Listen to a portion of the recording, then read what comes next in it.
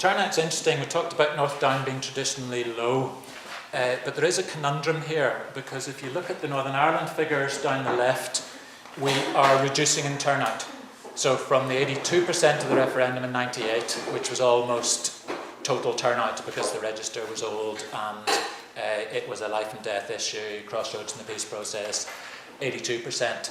Since then, it has dropped slowly, which a lot of people attribute to being the normalisation of politics, and actually say, well, isn't that great? There's conflict societies usually vote in great numbers because everyone's politicised and voting is absolutely key.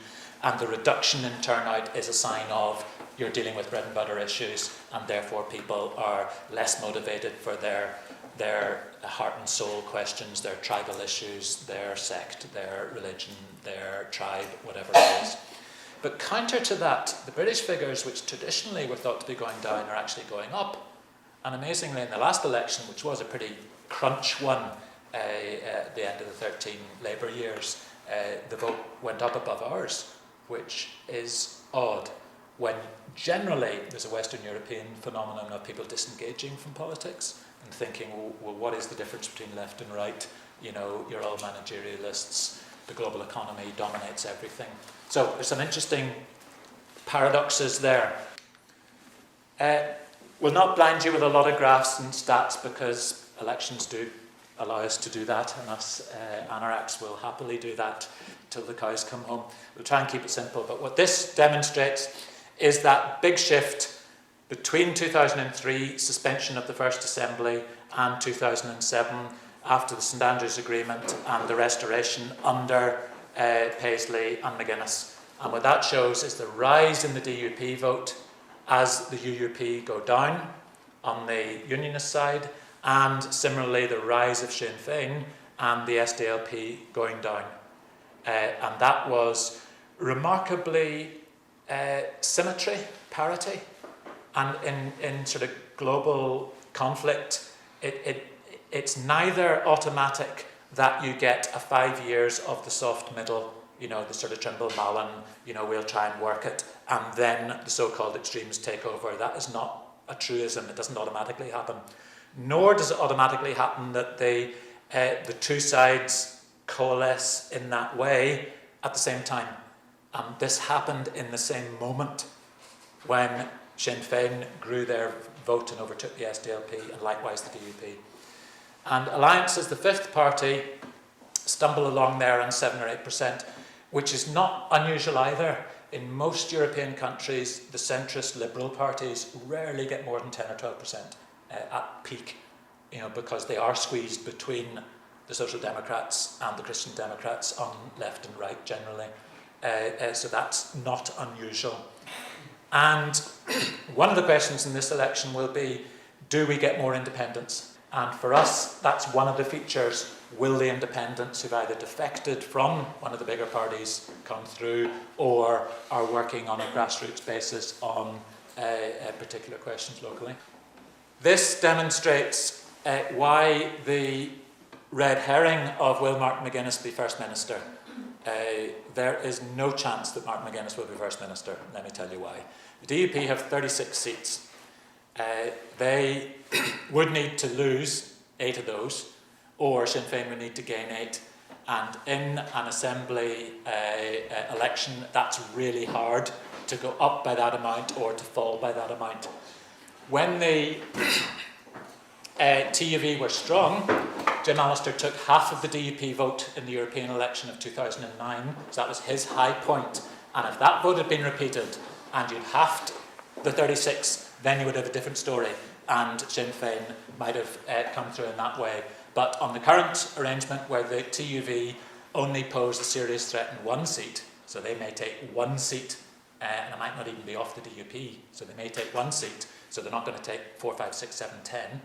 And on the other side, Sinn Féin aren't going to take 6, 7, 8, 9, 10 off the SDLP, because the SDLP appear to be holding their own, and boundary changes favour them in a certain number of places. So the chances of that, and both parties will privately admit that. What happens there between the UUP and SDLP? Now, it's in a sense, it's not between them because they're not competing for the same votes, but it's what happens, who gets third.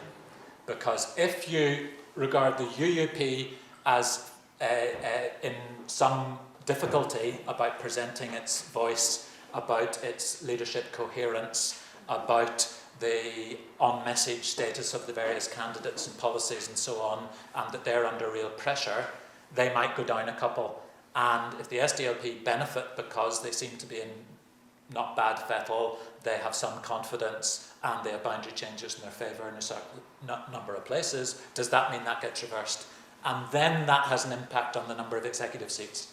So that means that that position might reverse, and the SDLP might get 2 seats round the executive table, and the UUP go down to 1, depending on whether Alliance get another couple. They're desperate to get another couple to get a seat around the executive table in their own right, and not just the Justice one.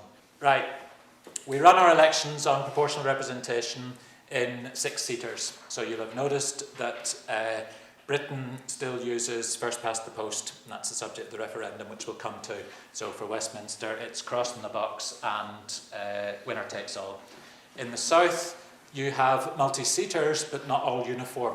So there, the natural hinterland of the county town is more important than the number of voters. So they've gone for a model that has 3-seaters, 4-seaters, 5-seaters, depending on the number of voters and the natural hinterland, the old county system. We have chosen a system of 6 members per parliamentary constituency.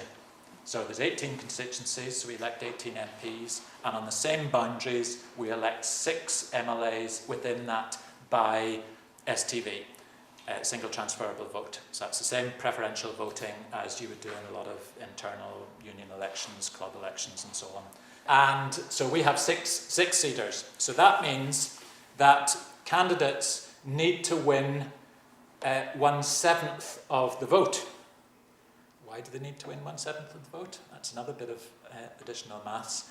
What you do is you take the number of seats, 6, and add 1, 7, divide 7 into 100% of the votes cast, and that gives you 14.2%, and that's called the quota. So the golden thread in this whole discussion is the quota. So in a 6-seater, you need to achieve 14.2% in order to get a seat.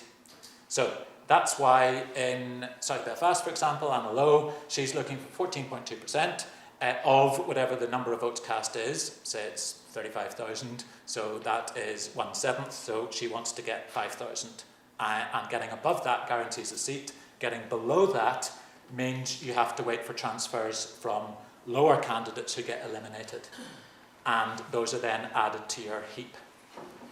Can you explain this, the surplus transfer bit? Yeah. So it transfers at a low value? Yeah. How does that work? Right. Because Ursula's have transferred at full value because they haven't been used. Yes. Right? So that's 100%. But if we were to take the 14,000 that Jeffrey has, 6,000 of them are still needed to keep her in. Therefore, those 6,000 are in the heap.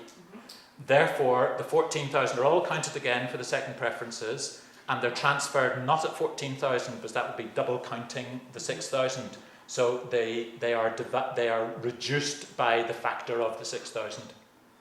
So they come across at a lesser value, and therefore they're less good to Ursula, and they might be too late for the candidate.